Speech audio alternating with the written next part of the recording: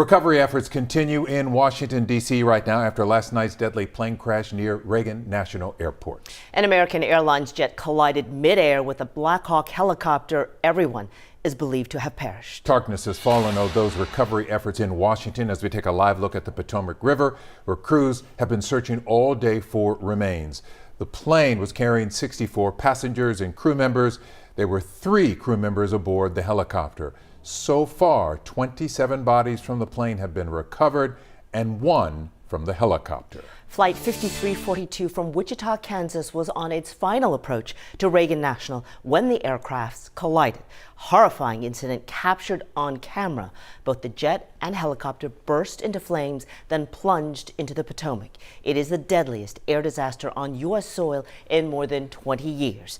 No cause has been determined. The NTSB is handling this investigation, and the preliminary report is expected within 30 days.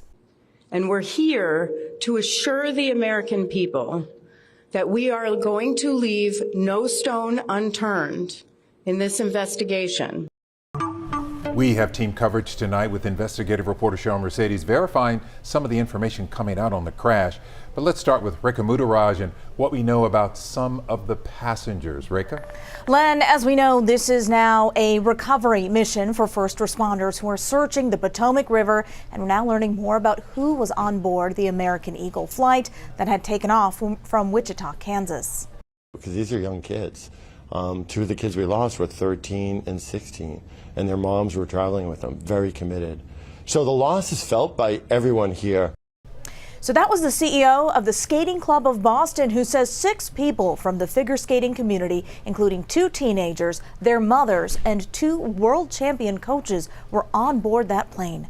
26-year-old Azra Raza was also among the victims, her father-in-law saying she had recently relocated to Washington, D.C. and was traveling back from a work trip in Wichita. And union leaders of Steamfitters United Association Local 602 out of Maryland posted on social media that 4 of its members were presumed dead in that crash. Family members say they were returning from a duck hunting trip in Kansas. And we're also learning more about the crew members on board the American Airlines flight. One of the pilots has been identified by his father as 28-year-old Samuel Lilly, and Ian Epstein, a 53-year-old flight attendant, has been identified by his sister as a victim. Anytime you have 2 airplanes close together, they will then go to visual separation. The real question, of course, is why did that visual separation break down to this disaster that we have right now? So looking at the investigation now, a preliminary report from the Federal Aviation Administration claims staffing at the air traffic control tower at Reagan National Airport was, quote, not normal for the time of day and volume of traffic. The controller who was handling helicopters in the airport's vicinity at the time of the crash was also instructing planes that were landing and departing from its runways, and that those jobs are typically handled by 2 controllers.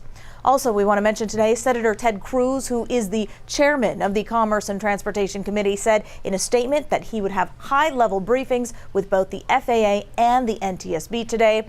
And coming up, my colleague Victor Jacobo is speaking with a friend of one of those victims. He's going to have more coming up at 6. Sherman.